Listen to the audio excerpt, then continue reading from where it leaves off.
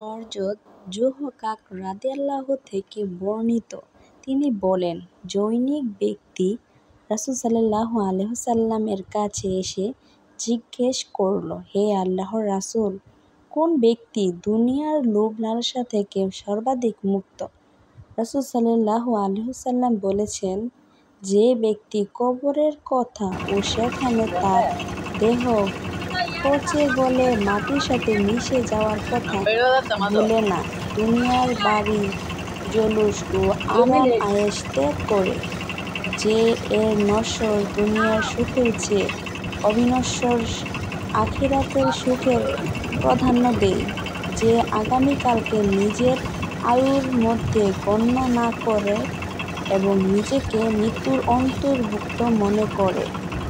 আসসালামু আলাইকুম ওয়া রাহমাতুল্লাহি ওয়া বারাকাতুহু। প্রিয় দিনী ভাই বোনেরা, আপনারা কেমন আছেন? আশা করি আল্লাহর অশেষ রহমতে ভালো আছেন। আমি আল্লাহ তাআলার রহমতে ভালো আছি। আজকে কবরের কথা নিয়ে আলোচনা করব। আমাদের জীবনটা শুধু দুনিয়াতেই নয়, কবর, জান্নাত, জাহান্নাম অনেকটি ভাগে বিভক্ত।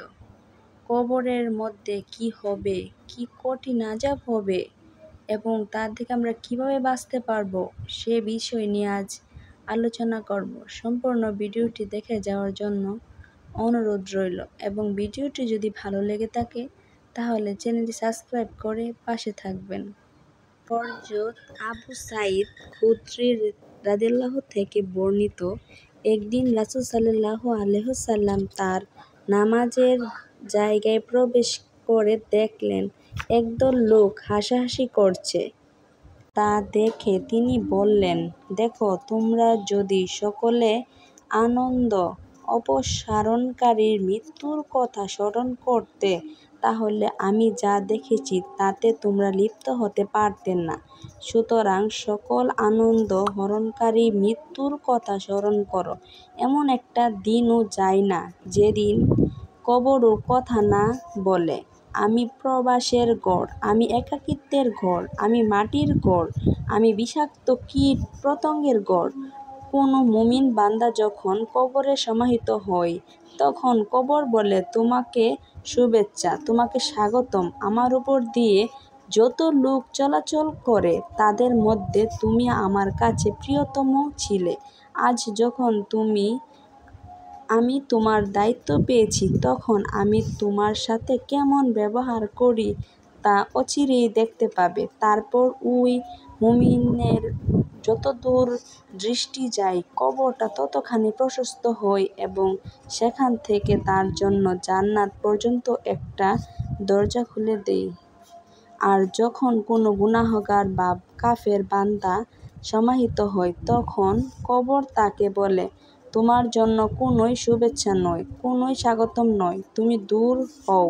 আমার উপর দিয়ে যত লোক চলাচল করত তাদের মধ্যে তুমি আমার কাছে ঘৃণাতম ব্যক্তি ছিলে। আজ যখন তুমি আমার দায়িত্ব দিয়েছ এবং তুমি আমার কাছে স্বাগতম ব্যক্তি ছিলে, আজ এসেছ, তখন তোমার সাথে আমি কি আচরণ করি তা অচিরেই দেখতে পাবে। তারপর কবর তার সাথে অত্যন্ত নিকৃষ্ট আচরণ করতে থাকে, তাকে দুদিক থেকে এমন জোরে চেপে ধরে যে তার চেহারা, হাড়গোড় ছিন্নভিন্ন হয়ে যায় এবং রাসূল সাল্লাল্লাহু আলাইহি ওয়াসাল্লাম বলেছেন, তার দু হাতের আঙ্গুলগুলোকে পরস্পরের মধ্যে ঢুকিয়ে দিতে কবরে চেপে ধরার দৃষ্টি দেখান। তিনি বললেন, এরপর তাকে ৭০টি অজগর সাপের হাত সুরূপ করা হয়। এর একটা যদি পৃথিবীতে নিঃশ্বাস ছাড়ত, পৃথিবীতে কিয়ামত পর্যন্ত কোনো শস্য উৎপাদন হতো না। এই অজগরগুলো তাকে কিয়ামত পর্যন্ত কামড়াতে থাকবে।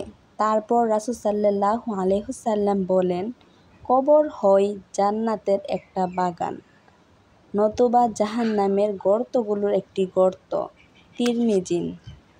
হযরত ইবনে উমর রাদিয়াল্লাহু থেকে বর্ণিত, তিনি বলেন, আমি রাসূল সাল্লাল্লাহু আলাইহি ওয়াসাল্লাম এর দরবারে এলাম। দেখলাম আগে থেকে সেখানে আরও ৯ ব্যক্তি উপস্থিত রয়েছে। আমি হলাম ১০ম ব্যক্তি। এ সময় জনৈক আনসারী দাঁড়িয়ে বলল, হে আল্লাহর রাসূল, কোন ব্যক্তি সবচেয়ে বুদ্ধিমান ও সবচেয়ে দৃঢ়চেতা? তিনি বললেন, যে ব্যক্তি মৃত্যুকে সবচেয়ে বেশি স্মরণ করে এবং মৃত্যুর জন্য সবচেয়ে বেশি প্রস্তুত গ্রহণ করে। এ ধরনের লোকেরাই বেশি স্মরণকারী, প্রকৃত বুদ্ধিমান ও দৃঢ়চেতনা। তারা দুনিয়াতে গৌরবের অধিকারী এবং আখিরাতেও মর্যাদাবান। ইবনে আবি দুনিয়া, তারবিরানী তা ১৭০৭। হযরত যুহহাক রাদিয়াল্লাহু থেকে বর্ণিত, তিনি বলেন, জনৈক ব্যক্তি রাসূল সাল্লাল্লাহু আলাইহি ওয়াসাল্লামের কাছে এসে জিজ্ঞেস করল, হে আল্লাহর রাসূল, কোন ব্যক্তি দুনিয়ার লোভ লালসা থেকে সর্বাধিক মুক্ত? রাসূল সাল্লাল্লাহু আলাইহি ওয়াসাল্লাম বলেন, যে ব্যক্তি কবরের কথা ও সেখানে তার দেহ পচগলনের কথা, মাটির সাথে মিশে যাওয়ার কথা ভুলে না। দুনিয়ার বাড়তি জুলুস ও আরাম আয়েশে ত্যাগ করে, যে এর নশ্বর দুনিয়ার সুখের চেয়ে অবিনশ্বর আখিরাতের সুখকে প্রাধান্য দেয়, যে আগামীকালকে নিজের আয়ুর জন্য গণ্য করে না এবং নিজের মৃত্যু দেহের অন্তর্ভুক্ত মনে করে। হযরত বারা রাদিয়াল্লাহু থেকে বর্ণিত, তিনি বলেন, আমরা রাসূল সাল্লাল্লাহু আলাইহি ওয়াসাল্লামের সাথে এক জানাজায় শরীক হয়েছিলাম। তিনি কবরের কিনারায় বসে কাঁদতে লাগলেন। তার চোখের পানি কবরের নিচের মাটি ভিজে যাচ্ছিল। তিনি বললেন, হে আমার ভাইয়েরা, এ ধরনের পরিস্থিতির জন্য প্রস্তুত হও। আসলে জীবনটা খুব ক্ষণস্থায়ী। এই ক্ষণস্থায়ী জীবন থেকে আমাদের কবরের জন্য কিছু নিয়ে যেতে হবে। না হলে কবরের কঠিন শাস্তি আমরা কিভাবে ভোগ করব? আমাদের এই জীবনে শুধু ভোগবিলাসের জন্য নয়, পরকালের সুখের জন্য তৈরি করে নিতে হবে। যদি সকলের ভিডিওটি ভালো লেগে থাকে তাহলে চ্যানেলটি সাবস্ক্রাইব করবেন। আজ এই পর্যন্তই। সকলে ভালো থাকবেন। আসসালামু আলাইকুম রাহমাতুল্লাহি ওয়া বারাকাতুহু। প্রিয় দিনী ভাই বোনেরা।